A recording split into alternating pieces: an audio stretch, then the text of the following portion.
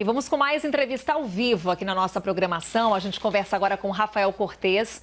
Ele é cientista político, professor do Instituto Brasileiro de Ensino, Desenvolvimento e Pesquisa. O Rafael, parceiro que é parceiro, avança a madrugada com a gente. Então, mais do que nunca, muito obrigada por estar conosco nessa noite. Uma boa noite. Imagina, Carol, eu que agradeço. Uma boa noite a você, boa noite a todo mundo que está assistindo a CNN nessa madrugada, mas não é uma madrugada qualquer, né, Carol? Tem temas importantes aí decorrentes das eleições para a presidência da Câmara e do Senado. Então, é um prazer estar conversando um pouco com você sobre o tema.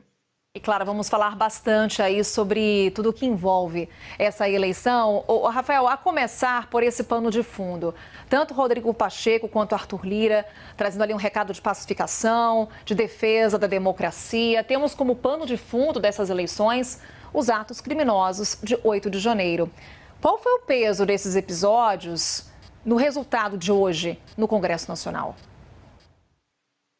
Me parece que ajudou a consolidar a aposta no status quo, ou seja, a recondução na Câmara do presidente Arthur Lira e no Senado o Rodrigo Pacheco, sobretudo no Senado, né? Essa dimensão mais institucional, ela quase que por definição tem mais peso no Senado e por conta do Senado tem um papel importante aí na nomeação e aprovação, por exemplo, de nomes que vão para o Supremo Tribunal Federal, mas também uma série de indicações de postos importantes aí na cúpula do Estado brasileiro. Isso acabou se tornando um peso, sobretudo por conta do crescimento da candidatura do senador Rogério Marinho, visto de alguma maneira como uma candidatura que, se não representava, pelo menos estava associada ao ex-presidente Bolsonaro, e aí, naturalmente, o tema dessa tensão institucional apareceu como bastante relevante aí no resultado do Senado.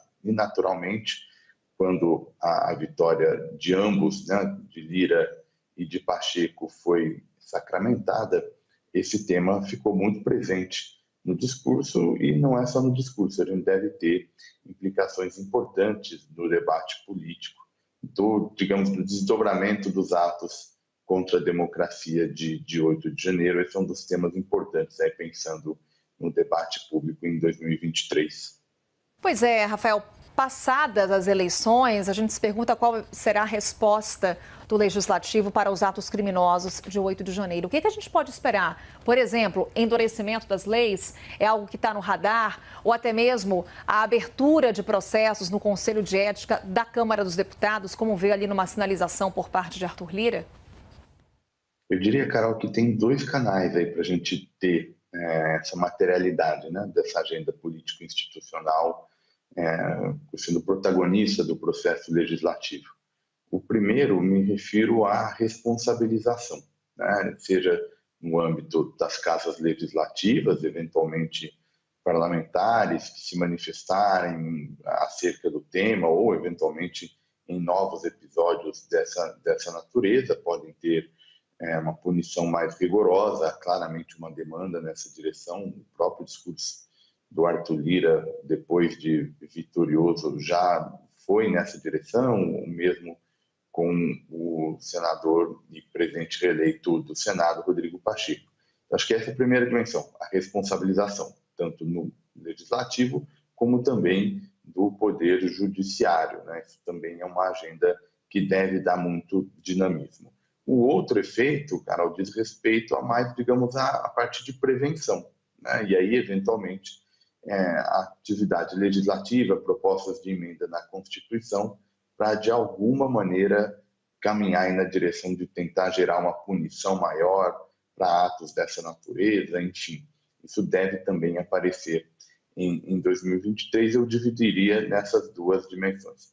Seja como for, esse é um tema importante, porque eventualmente ele vai ocupar tamanho espaço que questões de outras áreas de políticas públicas, sobretudo a agenda econômica, eventualmente fiquem comprometidas se esse debate se tornar bastante caloroso. De todo modo, parece que há uma disposição da elite política em caminhar para um processo de maior institucionalidade, o que também vai significar uma revisão e uma tentativa de que os atores dos três poderes tenham, digamos assim, um pouco mais de conservadorismo, né? Na ideia de que, bom, agora passou a ameaça democrática, dá para as instituições voltarem a trabalhar de forma mais tradicional. A gente teve bastante mudança nessa direção.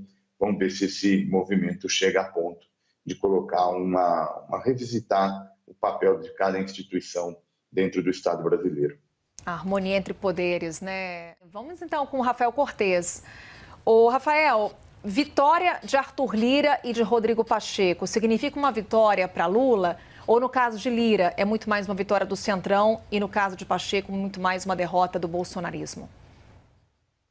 Eu não diria vitória do Lula, né? Eu não diria que são sinônimos, né? Seja o apoio que o Lira obteve na Câmara e o mesmo raciocínio vale para o Senado. Naturalmente foi importante, né? O apoio do governo a ambos os candidatos, né? Na Câmara isso manifesta uma margem muito expressiva para o atual presidente. No Senado, de alguma maneira, se contrapondo a uma tendência de crescimento nessas últimas horas, que alimentou a possibilidade de, eventualmente, uma vitória do senador Rogério Marinho. Então, nesse sentido, o Planalto foi um ator importante. O governo pode ter ganhos relevantes aí em termos de agenda, mas me parece que seria um exagero imaginar que essa vitória desses candidatos significa que o governo vai ser o protagonista em termos de atividade legislativa. Me parece que, sobretudo na Câmara,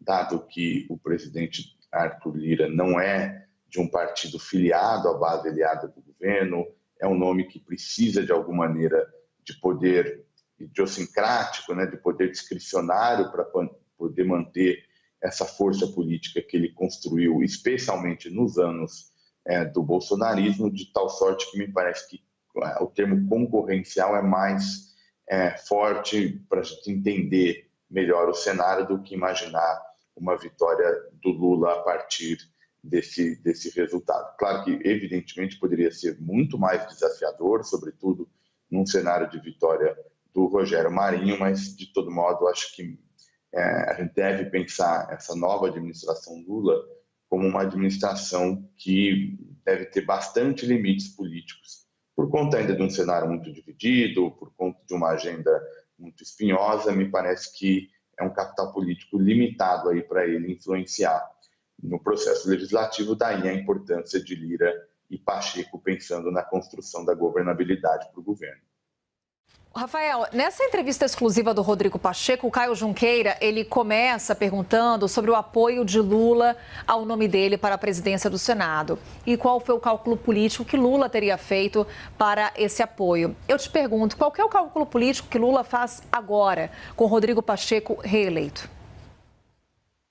Bom, a ideia é tentar reconstruir essa normalidade institucional, criar um ambiente mais positivo, não só para a agenda do governo, mas para os conflitos que forem aparecendo, isso com duplo objetivo, né? De alguma maneira evitar a judicialização da política, né? O próprio presidente, no discurso anterior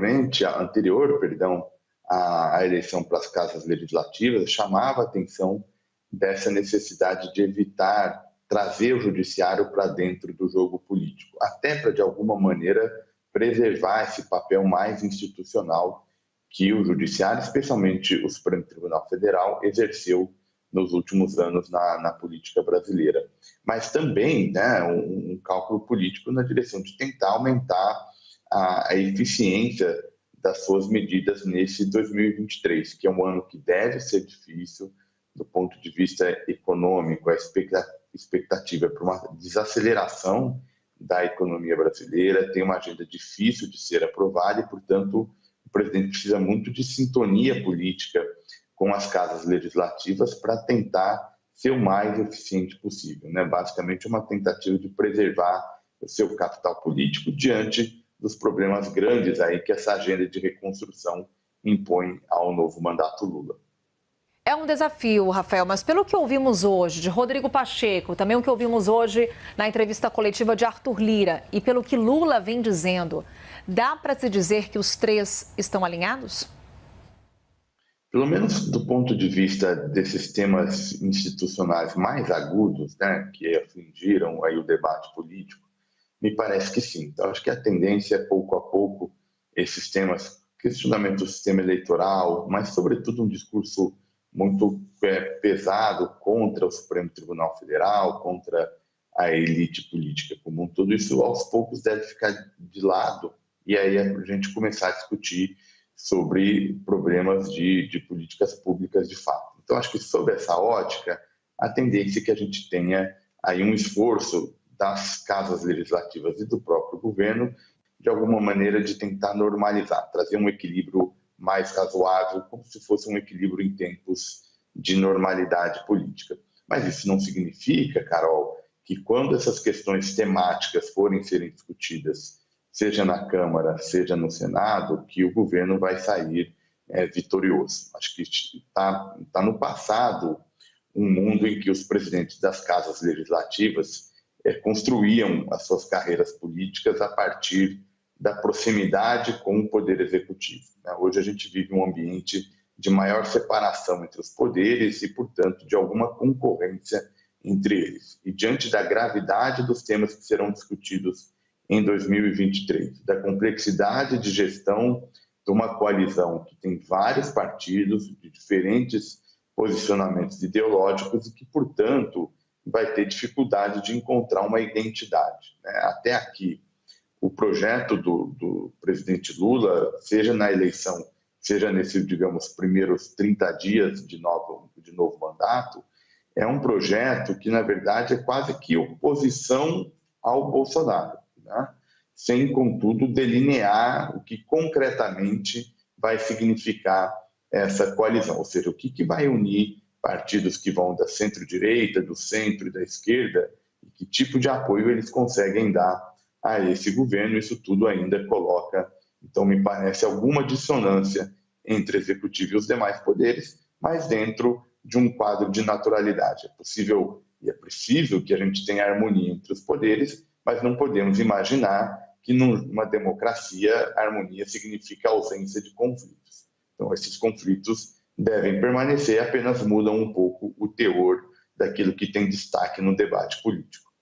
O nosso processo democrático, né, Rafael? Rafael, pelo que a gente acompanhou das declarações do Arthur Lira, do Rodrigo Pacheco, colocando a reforma tributária como uma das pautas prioritárias nesse momento, o que a gente vê é que, nesse momento, essas reeleições abrem caminho para as propostas defendidas por Fernando Haddad. Mas o ministro da Fazenda, ele fala numa aprovação da reforma tributária, de uma fatia dela, ainda nesse primeiro semestre. Garantir essa votação tão rápida, tão célere, com a formação atual do Congresso, a gente pode chegar a essa conclusão? De fato, teremos uma votação tão rápida assim? Olha, Carol, eu acho pouco provável, né? Pelo menos o encerramento da votação dessa pauta econômica, com particular destaque para a reforma tributária, que demanda um projeto de emenda constitucional que, em geral, costuma ser mais vagaroso. Uma parte também da explicação por esse conservadorismo em relação à velocidade que é possível encaminhar essas matérias tem um pouco a ver com uma pauta bastante cheia, né? Esse novo Congresso já começa aí com muita medida provisória para ser apreciada, né? Depois tem a reforma tributária, a nova regra fiscal, né? A gente acabou de ver aí uma arte mostrando esses temas, e aí eu diria, né, para você fez um questionamento, né, se vai, de alguma maneira, o Congresso ajuda ou não ajuda essa pauta, eu diria que a gente pode dividir em dois tipos de questões. Aquelas mais relacionadas a questões regulatórias, que o próprio governo Lula sinalizou que vai enviar para o Congresso, e aqui eu me refiro a preço dos combustíveis, aqui eu me refiro à autonomia do Banco Central, à questão de crédito, né, o mercado de crédito em mudanças importantes, mudanças na taxa de juros para investimento, enfim, o governo fez uma série de sinalizações. Eu acho que nessas questões a tendência é que esses textos fiquem desidratados ao longo dessa tramitação. É uma coalizão muito heterogênea que dificilmente o governo vai conseguir muita ambição nesses textos. Por outro lado, questões que envolvem aumento de gastos costumam ter um espaço mais generoso do ponto de vista político, seja porque o governo, em alguma medida, defende esses projetos, seja porque parlamentares têm todo o interesse em se associar a políticas de agenda positiva, né? E, portanto, a gente pode ter um resultado de um governo e um congresso expansionistas, com toda a implicação para a agenda econômica. Acho que o principal é a taxa de juros, né? O Banco Central, neste momento, fez uma decisão de manutenção da taxa de juros, mas chamou a atenção, por exemplo, para o risco fiscal. O tamanho desse risco fiscal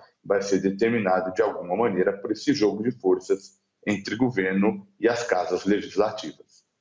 O Rafael, segue comigo. Eu queria repercutir com você uma presença que deu o que falar hoje no Congresso Nacional. A ex-primeira-dama Michele Bolsonaro, ela esteve no Congresso para acompanhar a eleição para a presidência do Senado, também para a presidência da Câmara dos Deputados. Michele Bolsonaro apoiou o senador Rogério Marinho, do PL. E a presença dela chama a atenção pelo fato dela estar muito ativa no jogo político nessa semana. Na segunda-feira, ela participou de um jantar do PL, que é o partido de Bolsonaro. Em entrevista exclusiva recente à CNN, o presidente do PL, Valdemar Costa Neto, disse que há aí uma possibilidade de Michele ser lançada candidata ao Palácio do Planalto em 2026. Ô Cortez, é isso que a gente pode esperar, talvez? Michele Bolsonaro como uma candidata? Qual que é o poder político de Michele hoje? Possível que sim, eu não duvidaria desse cenário, não. Claro que acho que a primeira variável para determinar se a ex-primeira-dama será ou não candidata, ou se terá uma vida política mais ativa, passa pelos destinos jurídicos do ex-presidente Bolsonaro. Tem alguns processos ainda que eventualmente podem tornar o ex-presidente inelegível. É claro que ainda tem uma incerteza muito grande em relação a isso, mas o canal formal ainda não se encerrou, ou seja, esses inquéritos, essas denúncias e os que já estão em fase de julgamento ainda estão em abertos e, portanto, essa possibilidade não dá para ser descartada. Mas vamos deixar de lado por hora essa incerteza. A ex-primeira-dama é certamente um nome potencial para atrair o tipo de eleitor que parece ter uma relação de maior identidade, de maior proximidade com o chamado bolsonarismo. Quando a gente olha as pesquisas de opinião já em 2023, a gente encontra aquela divisão clássica, né, dos apoiadores do ex-presidente Bolsonaro e que parece resistem aí ao tempo, mesmo com todos esses imbróglios mais recentes. Agora, o ex-presidente na oposição, lá fora dos Estados Unidos, mas ainda assim com uma presença muito grande. Então, alguém pode mobilizar esse capital político. A minha interpretação é que ele não vai desmanchar no ar. Acho que tem uma resistência, o bolsonarismo tem uma base social que não deve se encerrar nos próximos anos. E aí é possível que a ex-primeira-dama assuma essa condição. Ela tem atributos importantes nesse sentido, tem uma ligação pessoal com o ex-presidente, de tal sorte que pelo menos o teste, né, o político tem muito isso, né, se faz um teste, se faz movimentação e vê se pega, né, se ganha força política. Pelo menos nessa fase de testar essa possibilidade, eu imagino que a gente chegue e o PL vai ser o partido que deve dar abrigo a essa tentativa. Ganhou a presidência do PL Mulher. Michele Bolsonaro, portanto, presença que causou muito burburinho hoje no Congresso. Ô Rafael, para a gente aqui trazer um balanço do que foi esse dia, qual foi o recado político que veio hoje e que vai ecoar nos próximos anos? A gente ainda vive marcado aí pela reconstrução dessa normalidade política que tantos nomes falaram aí nas entrevistas que vocês apresentaram. O problema é que essa reconstrução é feita com temas muito urgentes, né? Então, em paralelo a essa questão institucional, tem temas urgentes a serem apreciados pelo Legislativo e a gente vai fazer essa apreciação, pelo menos na minha leitura, com o governo numa condição de poderes mais limitados do que teve no passado. Então, é o ritmo dessa barganha política, me parece que vai determinar o quão importante vai ser 2023. Acho que 2023 é um ano de transição para que a gente possa crescer mais, começar a atacar os sérios problemas herdados aí dos últimos anos, sobretudo aqueles decorrentes da pandemia, mas para isso a gente precisa arrumar a casa, e 23 é um ano de arrumação de casa, mas será feita daí com todos esses conflitos precisando ser amenizados. Então, agora o jogo começa de verdade com essa nova legislatura. Rafael Cortes, cientista político, professor do IDP aqui com a gente. Rafael, sem palavras, hein? Parceiro é assim, vai até o fim. Mais uma vez, obrigada. Uma boa noite para você. Eu que agradeço, Carol, todo mundo que está nos ouvindo. É um prazer estar conversando com vocês e aguardem uma oportunidade. Até a próxima.